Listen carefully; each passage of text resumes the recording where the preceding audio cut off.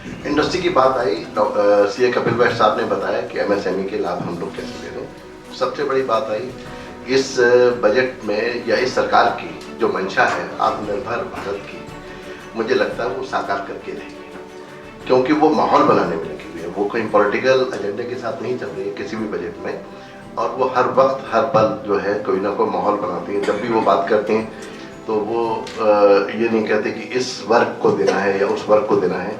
वो बात करते हैं 100 स्मार्ट सिटीज, वो बात करते हैं अर्बन डेवलपमेंट, वो बात करते हैं एक पूरा फोकस्ड पूरे प्रदेश के टूरिज्म को।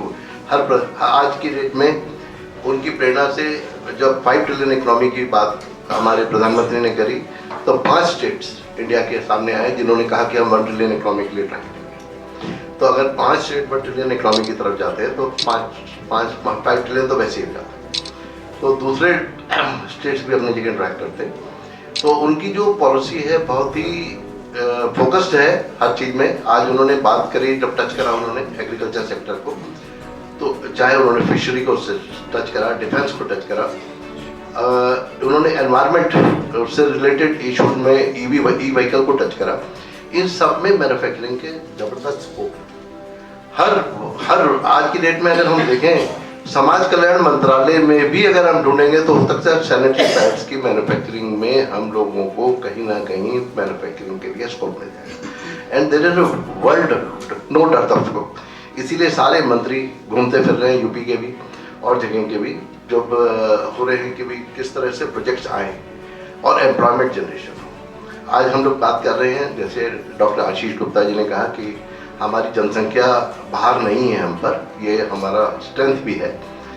मैं मानता हूँ कि क्वालिटी भी जरूरी है। Quality of the population is very important, कि उनकी जीडीपी, उनकी जेब में पैसा होना भी जरूरी है, तो उनकी एम्प्लॉयबिलिटी होना बहुत जरूरी है। तो अगर उनकी एम्प्लॉयबिलिटी होगी तभी हम उन्हें माल बेच पाएंगे, क्योंकि उनकी नहीं तो जेब में उनको माल ही नहीं बेचेंगे, उनकी जरूरतें ही खत्म है, उनके पास डिमांड ही नहीं है। डिमांड तो तभी कंप्लीट है जब उनके पास पैसा है। सीएमओ बैठे हैं, बताएंगे इस बात को कि बिल्कुल demand is complete when there is desire and money to spend। तो इस चीज को ध्यान में रखते हुए हम लोग अगर समझते हैं आज हमारी इंडस्ट्री का भला भी इस चीज में है, हम लोग सब आगे बढ़ के किस तरह से प्रोजेक्ट्स के साथ आए, किस तरह हम लोग आगे जाके देखें नए प्रोजेक्ट। आपस में ही देखने से हम लोग ब्लैक बॉक्स में छोटे दायरे में ही देख पाएंगे।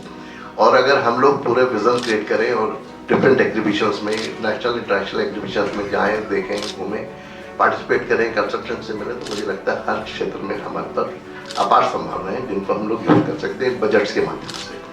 फ्लो विद द करंट की बात आई थी, फ्लो विद द करंट की बात आई थी। तो फ्लो विद द करंट तभी पॉसिबल है जब हम वो जो इन्होंने माहौल बना दिया सरकार ने इन बजट्स में, उस माहौल को हम प्रॉपरली यूज कर पाए, तो वी आर फ्लोइंग। अदरवाइज उसके आगे घूमते रहने से हम लोग कुछ हो सकता है, जरूरी नहीं कि हमें बहुत कुछ लाभ मिल जाएगा या हम कुछ बहुत अच्छा देश का भला कर पाएंगे। We will be manufacturer, but we will be cribbing।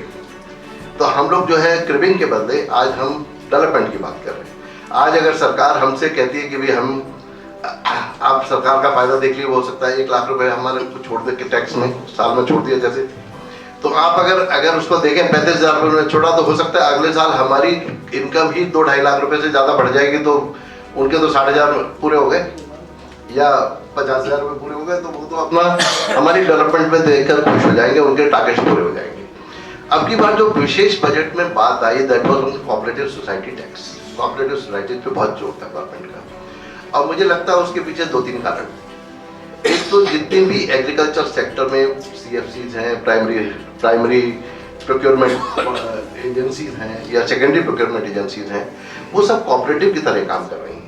तो उन कोऑपरेटिव्स को बल देने के लिए उन्होंने, अगर मैन्युफैक्चरिंग उसमें 1 साल के अंदर 2024 तक होती है तो उसमें 15% टैक्स का उन्होंने प्रावधान किया। इस तरह से उन्होंने बहुत बॉटम लाइन में, मतलब हम लोग जो जिस वर्क में बिलोंग कर रहे हैं, we are working on individuals and corporates only. जबकि जो किसान काम कर रहा है या फिशरीज काम कर रही है या शुगर कोऑपरेटिव्स हैं जो काम कर रही हैं, वो लोग कोऑपरेटिव के लेवल पे काम कर रहे हैं। तो आज एक जहाँ कोऑपरेटिव बिल्कुल अनरिकग्नाइज्ड थी, गवर्नमेंट कितनी चिंतन और कितनी R&D के साथ उस चीज को लेके आई है, इस चीज को हमें अप्रिशिएट करना पड़ेगा।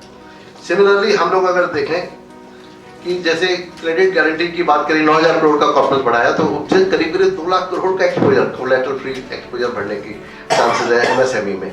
और इतना इतना लाभ तो मेरे समझ में पर्याप्त है एमएसएमई के लिए इस आज के दौर में, जिस पर काम किया जा सकता है।